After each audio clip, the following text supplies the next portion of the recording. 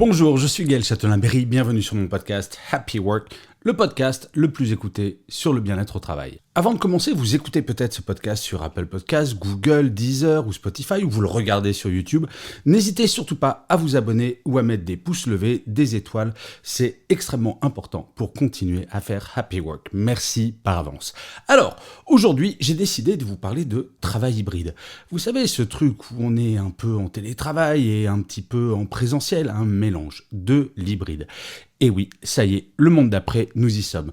Celles et ceux qui pensaient que nous allons revenir au monde d'avant, c'est-à-dire en 100% présentiel, eh bien, il va falloir qu'ils revoient un petit peu leur copie, car, de fait, vous êtes plus de 90% de salariés à vouloir garder une partie de télétravail. Mais le travail hybride, ce n'est pas forcément évident, et cet épisode de Happy Work est fait pour cela. Vous donner 4 trucs extrêmement simples pour bien vivre le travail hybride. Le premier truc, ne culpabilisez pas. Et oui, ça on l'a bien connu pendant le premier confinement, pour celles et ceux qui étaient en télétravail, on se dit « Ah, et si mon boss pense que je regarde Netflix toute la journée ?» Et on commençait à travailler à 8h du matin, on finissait à 20h, parfois plus tard, on faisait des emails tout le temps, 7 jours sur 7, bref, on culpabilisait et on voulait justifier le fait que l'on travaillait en travaillant beaucoup plus. Alors arrêtez de culpabiliser, et je vais vous donner la solution pour ça, et c'est le deuxième petit truc. Fixer des objectifs mesurables. Prenons l'exemple d'un commercial, ça c'est l'exemple le plus simple. Si son manager lui demande de faire 100, très honnêtement, qu'il le fasse en télétravail, en distanciel, en présentiel, peu importe qu'il travaille même 1 heure par semaine, s'il fait 100, c'est la seule chose qui compte. Qu'est-ce qui est plus important, le nombre d'heures que nous travaillons ou les objectifs que nous réalisons? Bien entendu, les objectifs. Donc si jamais vous avez du mal avec le télétravail, que vous culpabilisez, fixez des objectifs mesurables dans votre métier et allez voir votre manager pour dire « Voilà, ce que je fais dans une semaine, c'est ça, ça, ça et ça. Et donc, je peux te le montrer en fin de semaine. Si je suis chez moi, ça ne changera rien. Et inutile de t'inquiéter, bien sûr, les objectifs seront atteints. » Le troisième point qui me semble vraiment important, c'est si vous travaillez dans une équipe, c'est d'avoir des règles communes, des points de rencontre. Le problème avec le travail hybride, c'est si quelqu'un travaille en présentiel le lundi, l'autre personne de l'équipe le mardi en présentiel, le mercredi, etc., au final, personne ne se croise.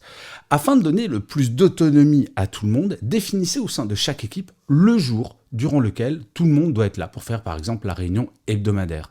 Pareil en distanciel, il faut avoir des plages de disponibilité. Il ne s'agit pas de reproduire en distanciel ce que l'on faisait en présentiel. Inutile de dire de 8h30 jusqu'à 18h30, tout le monde doit être dispo. Non. Par contre, de dire, par exemple, de 10h à midi et de 15h à 16h30, tout le monde doit être joignable. Ensuite, chacun va s'organiser comme il le souhaite. Encore une fois, si des objectifs précis ont été déterminés, peu importe l'organisation. Par contre, il est important d'avoir des points de rencontre que chaque équipe doit déterminer. Et enfin, le dernier point, et ce n'est pas le moins important, pensez à votre bien-être. Le télétravail, ce n'est pas être derrière son ordinateur pendant 8 heures sans bouger, c'est faire des pauses une fois par heure. Je l'ai expliqué très souvent, une pause de 10 minutes toutes les heures vous permet d'être beaucoup plus efficace. Au lieu d'avoir seulement une demi-heure de cerveau à 100%, vous aurez 4 heures de cerveau à 100% par jour si vous faites une pause toutes les heures. Et il faut vraiment prendre ce rythme. Et penser à son bien-être, c'est également, quand vous vous réveillez le matin, ne pas commencer à faire vos emails dans votre lit, mais au contraire de prendre des plages pour vous.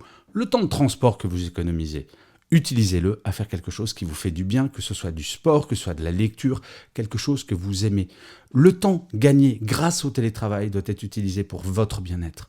Il ne faut pas le remplacer par plus de travail. On s'en rend bien compte maintenant, le travail hybride, c'est la réalité pour des années, voire pour toujours. Si jamais vous avez un manager qui n'a pas encore compris ça, il va bientôt s'y mettre, car ne vous y trompez pas, il n'y a pas un seul entretien de recrutement qui ne se passe pas avec cette question posée par le candidat. Quel est votre accord de télétravail? C'est une réalité, c'est comme ça, et très honnêtement, pour m'être battu pour le télétravail pendant des années avant la pandémie, je dois bien vous avouer que ce petit effet positif dû à la pandémie, j'en suis plutôt content. Et je finirai comme d'habitude cet épisode de Happy Work par une citation, et pour celui-ci j'ai choisi une phrase de Spinoza qui disait « Si vous voulez que la vie vous sourie, apportez-lui d'abord votre bonne humeur ».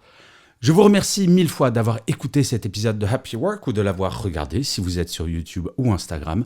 Je vous dis rendez-vous au prochain et d'ici là, plus que jamais, prenez soin de vous.